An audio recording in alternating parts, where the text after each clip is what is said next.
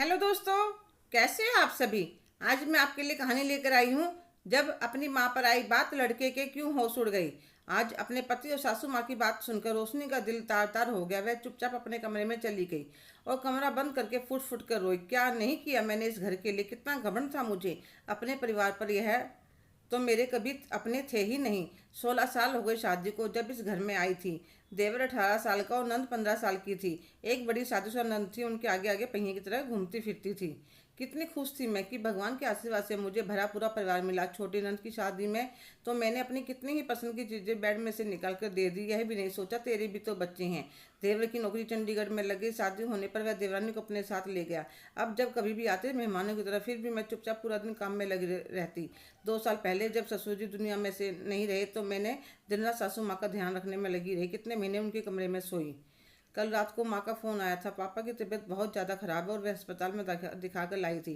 Doctor ने काफ़ी खर्चा बताया तो मैंने कहा था माँ आप चिंता मत करना, मैं 1-2 दिन में आती हूँ। मैंने रात को नमन से बात करी कि पापा का इलाज बहुत ज़रूरी है। कुछ तो मैंने पैसे जोड़ रखे हैं, कुछ आप हेल्प कर देना, पापा का इलाज अच्छी तरह से अच्छे नर्सिंग होम में हो जाएगा। तो वह कहने लगा यह फर्ज तो तुम्हारे भाई का बनता है जो मुंबई में जाकर बैठा है। कल को प्रॉपर्टी का हिस्सेदार वही होगा और मैंने कुछ पैसे जोड़ रखे हैं, इससे क्या मतलब है। वे तुमने मेरी कमाई से ही बचा कर रखे होंगे तो तुम्हारे कैसे हो गई। वह तुम घर में खर्च कर सकते हो, तुम्हारे मायके में नहीं। और सुबह नमन ने सारी बातें अपनी माँ के सामने भी बता दी तो उन्होंने भी मुझे खूब सुनाया। काफ़ी देर रोने के बाद मेरा मन हल्का हो गया और मैंने मन में कुछ फैसला करा और अपने कमरे से बाहर आई। सासू माँ कहने लगी अब नखरा छोड़ो और दोपहर के खाने की तैयारी कर ली। तो मैंने नमन से कहा मैं आपकी बात मानने के लिए तैयार हूँ और मैं भैया के पास फ़ोन कर दूंगी, वह मेरे पापा को अपने साथ ले जाएगा। यह बात सुनकर नमन और उसकी माँ दोनों खुश हो गए। यह कही ना तुमने समझदारी वाली बात। मम्मी जी एक बात बताइए, बेटियों का तो अपने माँ बाप के लिए फर्ज नहीं होता पर बेटों का तो होता है। हाँ रोशनी होता है, भाई का बहन के लिए भी होता है। तो फिर मैं अकेली क्यों आपकी और आपकी बेटियों की जिम्मेदारी निभाऊं। आपका दूसरा बेटा भी तो है। अब से आप 6 महीने उसके पास रहेंगे और 6 महीने यहाँ रहेंगी और आपकी बेटी अभी 1 साल की गर्मी की छुट्टियों यहाँ आएंगी और 1 साल वहाँ जाएंगी। नमन एकदम से रोशनी पर चिल्लाता तुम्हारा दिमाग खराब है। तुम्हारी हिम्मत कैसे हुई मेरी माँ से इस तरह बात करने की। क्यों, जब तुम मेरे मम्मी पापा के बारे में कुछ भी बोल सकते हो तो मैं क्यों नहीं बोल सकती।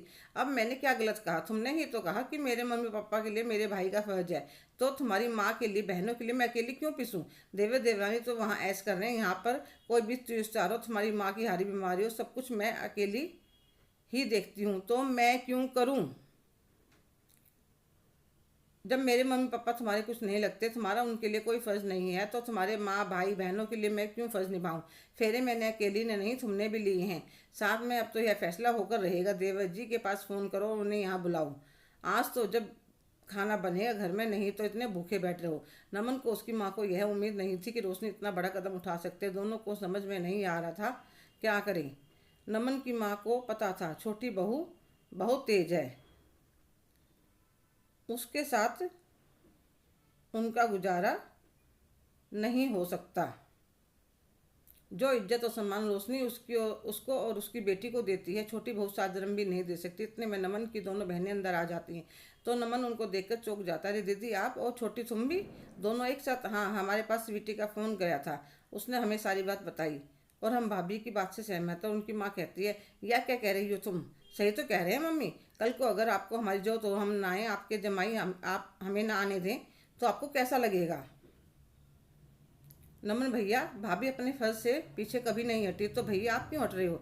जैसे हम भाभी का परिवार है तो उनके मम्मी पापा आपके नहीं हैं। कितने साल हो गए आपकी शादी को, फिर भी आपकी ममता उनमें नहीं पड़ी। अगर कल को भाभी कुछ कमी छोड़ेगी तो आप किस हक से उन्हें कुछ कह पाओगे। दोनों माँ बेटों की आंखें शर्म से झुक जाती हैं। दोनों रोशनी के सामने हाथ जोड़कर खड़े हो जाते हैं। हमें अपनी गलती का एहसास हो गया है।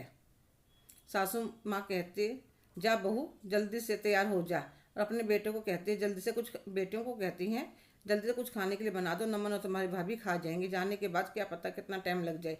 ठीक है मम्मी। नमन भी जल्दी से तैयार हो जाता है और खाना खाकर दोनों चलने लगते हैं। तो उसकी नंदे कहते, भाभी इतने आप नहीं आती, हम घर का, मम्मी का, बच्चों का ध्यान रखेंगे, आप बेफिक्र होकर अपने पापा का इलाज करवाई। रोशनी मन ही मन अपनी नंद को धन्यवाद कह रही थी।